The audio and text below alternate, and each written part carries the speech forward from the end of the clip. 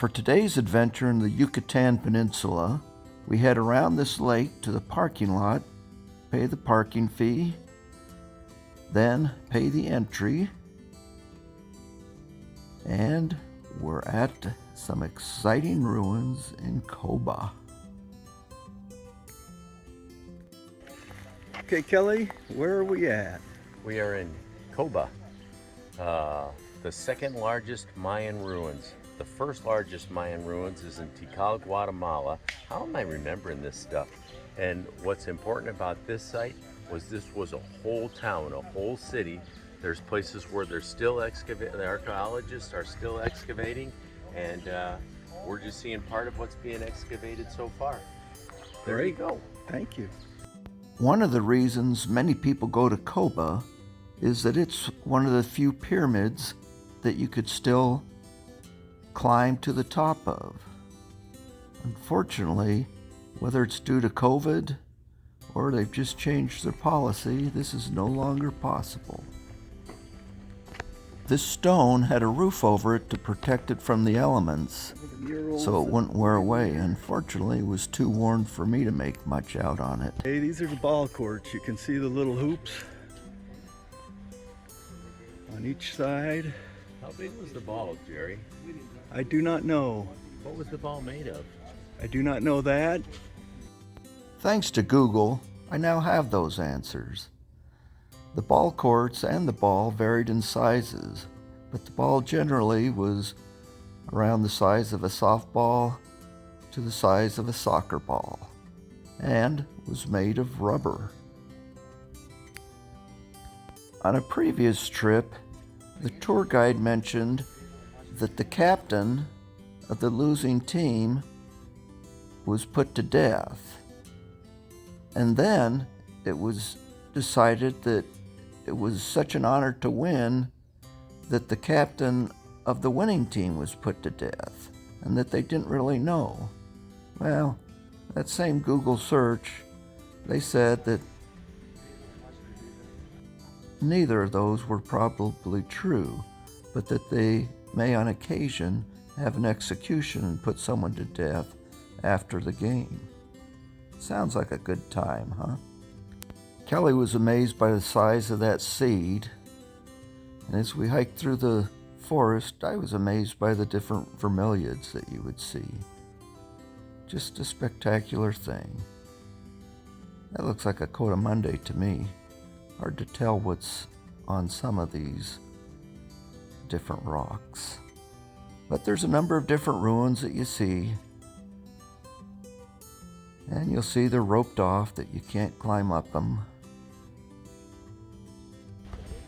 But here's a spot that you can at least walk through. They're going through one of the entries and exits. Absolutely amazing. And then, as you can see, you go Out in the jungle. Pretty darn cool.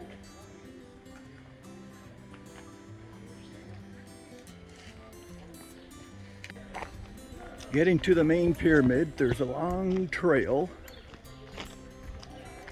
And a lot of people rent bicycles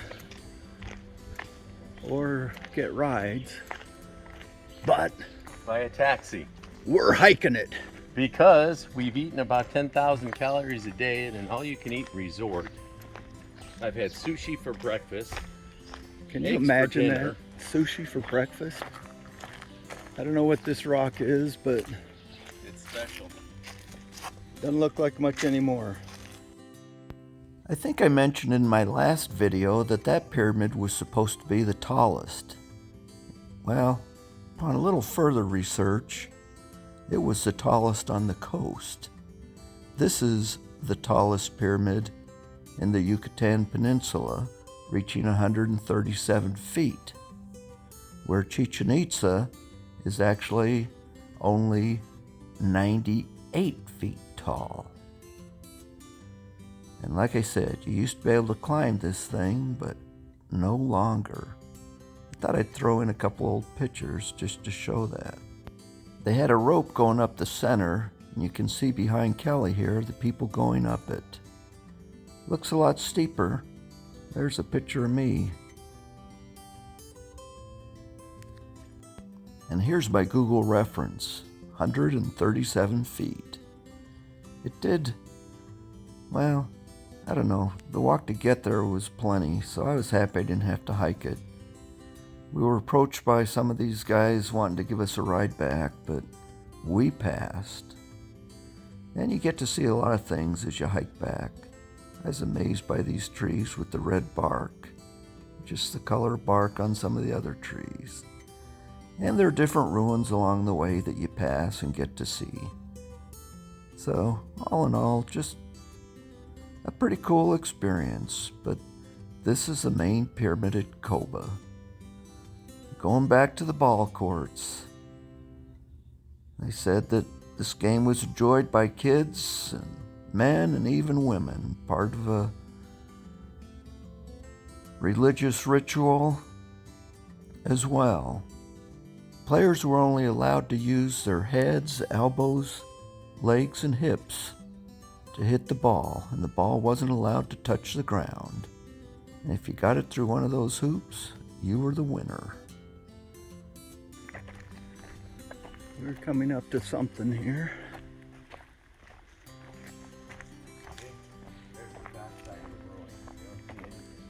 Yeah. Should show that. It just looks like a hill. You see where it's been cleared, and in the back, just looks like a hill.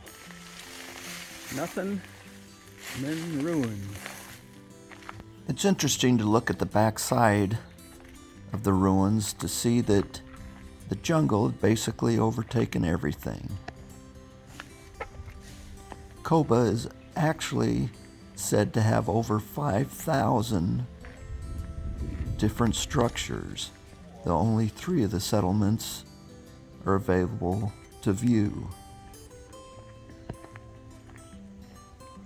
But before these are cleared out, they just look like a mound of dirt with trees growing over it.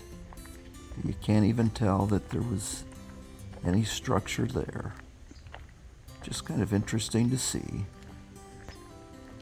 I didn't check how much it was to rent a bicycle, but about this time, I'm getting kind of tired and hot and almost wish I had. But if you had rented a bicycle, sometimes you miss some of the opportunities to do things that you get to do when you're walking, such as Kelly. Now I guess that's me acting like a monkey. But then monkey see, monkey do. So there goes Tarzan. Kelly. That was a pretty lame attempt, so we got to try a little better. There you go. There's the monkey pose. All right. That took about all the energy we had left. We also noticed this as we walked along. If you watch the old videos, we went looking for ball moss. And what did we find? Ball moss. Yeah, that's what we found in Arizona. It's here in the tropics. Except it's much bigger. It's huge. It's ball moss on steroids. And it's not rare at all. Only in Arizona. By this time, we've pretty much seen all the ruins we need to see. So tomorrow we're heading to cenotes. But we did see these cool lily pads and hoped you enjoyed the tour of Coba. Take care.